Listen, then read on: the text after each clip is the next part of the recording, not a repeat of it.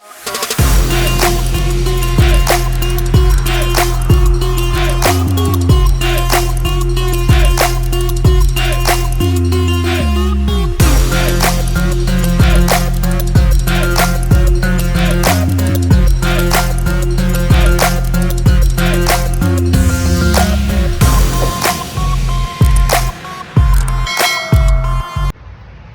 up, guys? How y'all doing? This is Coach D. Darrell Spears here once again, kind of hanging out, having a little midday lunch right now, enjoying the outside.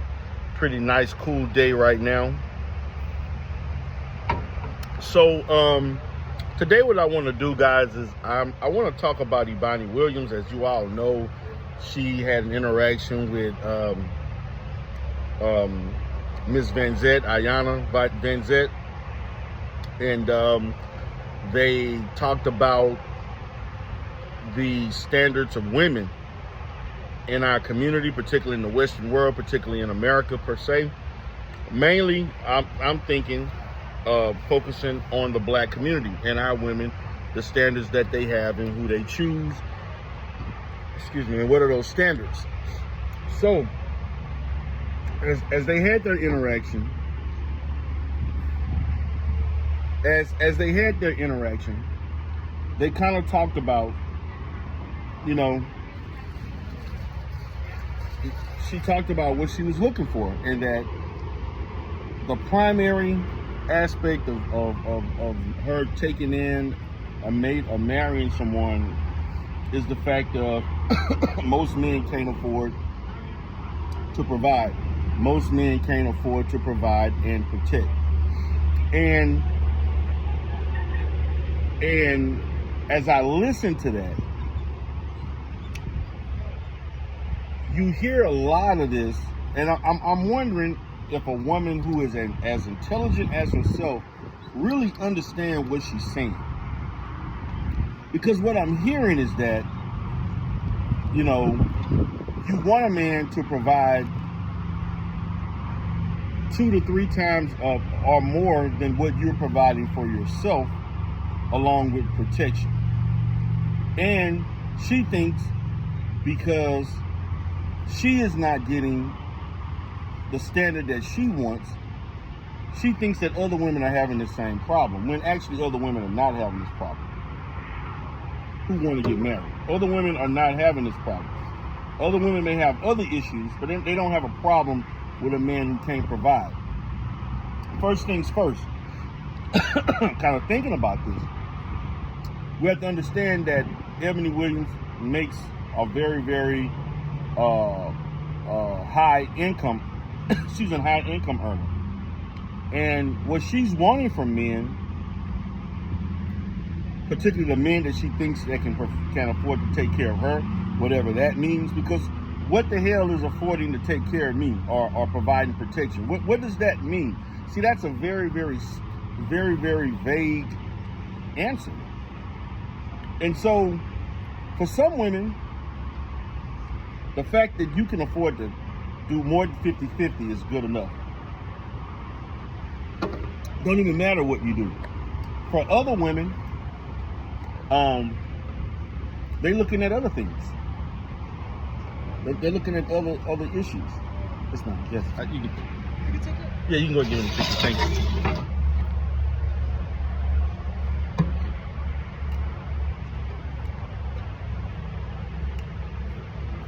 All women have different standards as far as what they look at. And so she personalized this as if this applies to all men. And then she used the term, this goes through all racial, socioeconomic groups, all racial nationalities. So that lets me know she's a swirler. That lets me know that she's a person who has dated white, Black, Hispanic, Asian, everything. Because the reason why is because most divestors or most swirlers, particularly those that are looking at your income, they understand that in order to have a higher probability of getting what you want, if that's the primary things you're looking for, you have to broaden what you're trying to catch. You can't just be specific. And so she understands that. But see, this is the problem. This is where Coach D comes in. The problem is that she's never looked at herself as the problem. She has never looked at herself as the reason why men who can afford to take care of her and provide whatever level of protection she's looking for, they don't want you. See, she never talked about how this is partially her issue, her problem. Thank you so much. I'm gonna give you the ticket. She never once she never once talked about that, nor did she think that was part of the issue. Okay? And so she is now viral all over the place, and people are talking about the fact that she wouldn't date a bus driver. And and so what she really was saying is that she would not date any guy because not dating a bus driver is a metaphor for the fact that I would not date guys who are in fields of work or positions that are not high income earners. But if he owned the bus, I would date him. So that's the difference. And that's the difference. That's the difference. And so we have to kind of feed into that and understand what kind of person she really is. So she's not looking at it as far as women in general, or black women in general, just herself. If the man owned the bus, then that qualifies him to date her. But if he only drives the bus, then he don't make enough money. So what that lets me know, I'm not saying she's a gold digger. I'm not saying anything with that. But what I am saying is that is what she values. This is, to me, an example of what she values. And what she values is a man, first and foremost, on how much money he has and not other aspects of who he is as a person. And that's why Iyanla talked about how you never talked about whether a person is a genuine person, nice, loving, caring, good communicator, spiritual, religious based.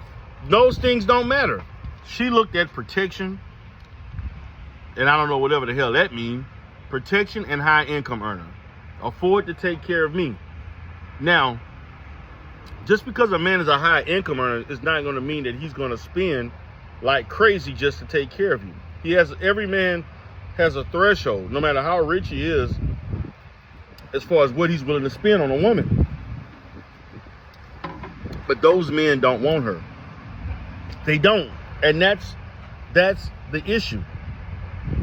It's all paradoxical to everything that she's talking about, because the men that she don't want her. And a lot of women who are high income earners, which is a small percentage, particularly black women. This is what they have to face. We're talking about 4% of the African American population earn over $100K. So that, and far less earn over $1 million or so, which is probably what she earns. So the likelihood of her trying to get with a guy who earns $10, $20, $30 million or more, $100 million, is far and few between. The competition is fierce. You're 40 years old, and you have not found that in over 20 years, 15, 20 plus years. The likelihood is that you're never going to find it, because the good men, just like the guy that decided to go take care of his children and not be with you, but you were what I would say selfish, because he should have put you first over his children, instead of you looking at that as a man who has the value system of loving family and understanding family first.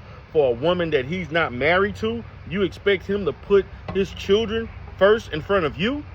Are you losing your goddamn mind? That lets me know how selfish you are and not understanding.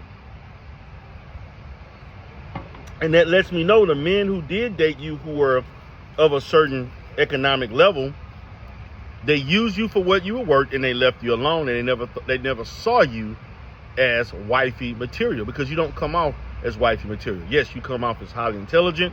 You come off as being very professional, very good at what you do.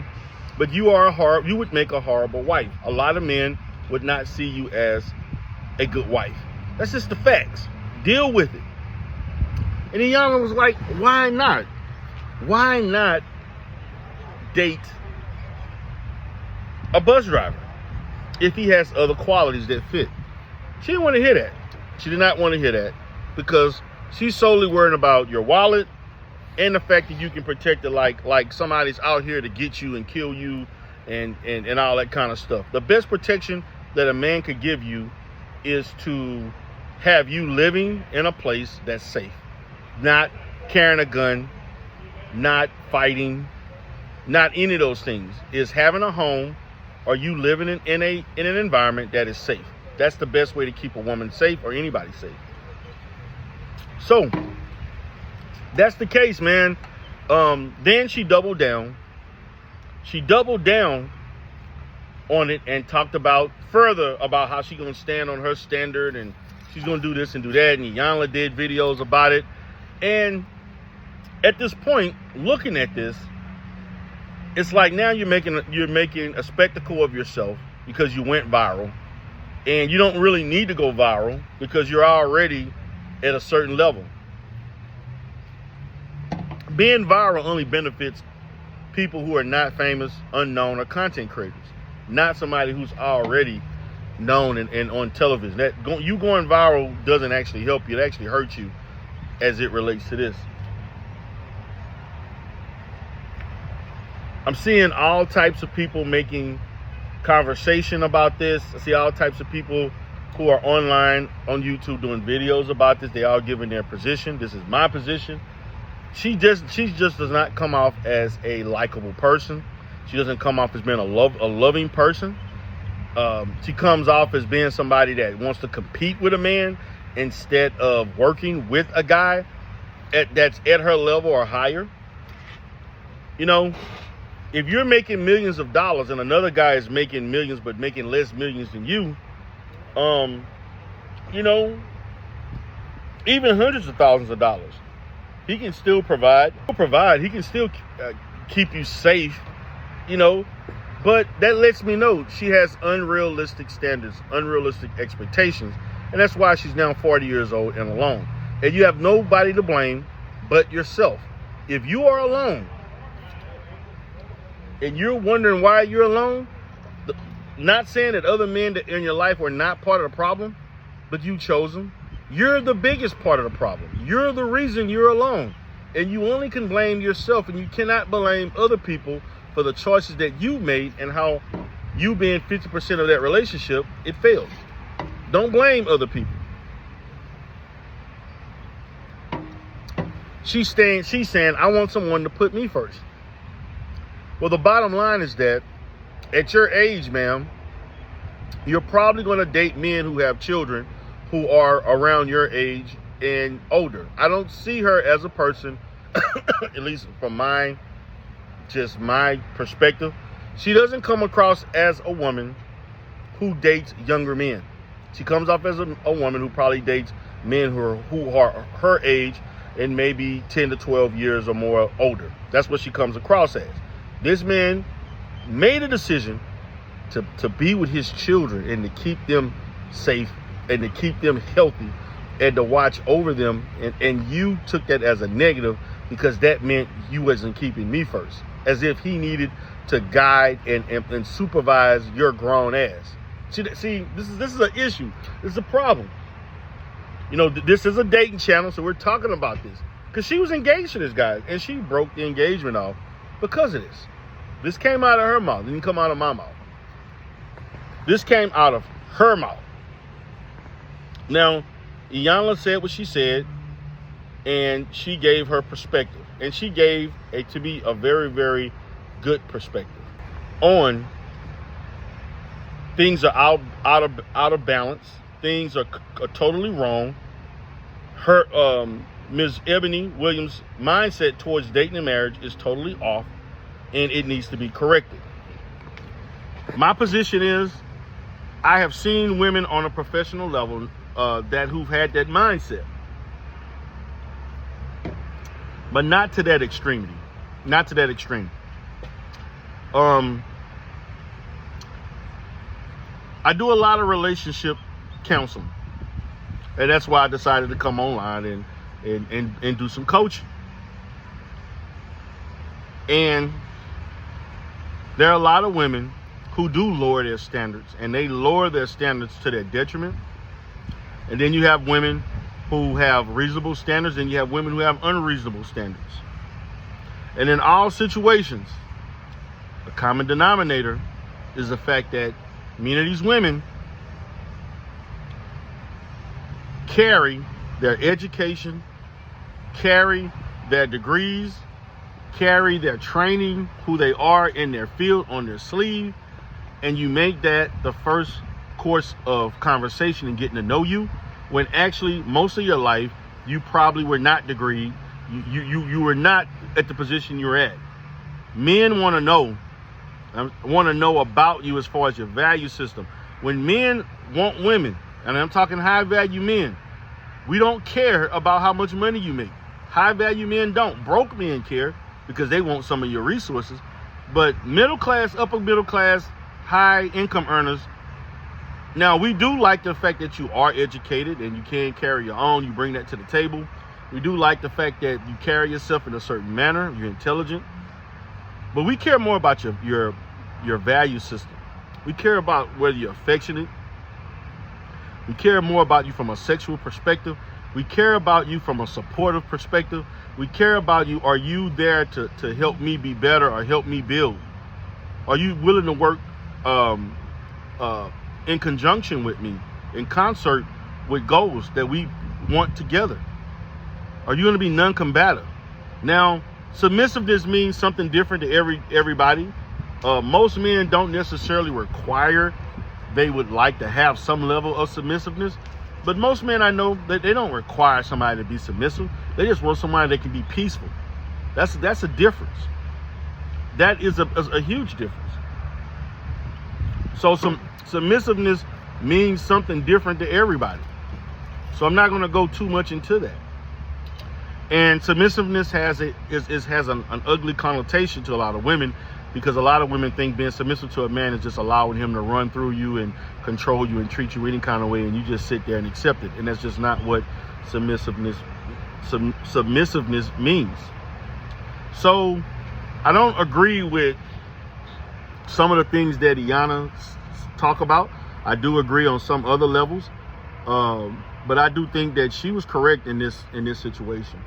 I think that Eboni Williams don't want to look at herself in the mirror because she's seeing something ugly, and people are making her aware of it. Now, yes, people are going to say all kinds of stuff, because that's what people do on social media to get attention, and she may not like that, but she clapped back for a reason, because she was triggered by what people were saying about her. So she has a right. She has a right. And I'm going to say this, she has a right to want what she wants, but you also have the right to not complain about the results of what you want. And so the reason why you're alone now is because of your own doing. So you have the right to accept what your decisions have allowed you to experience. This is Coach D. Have a great day.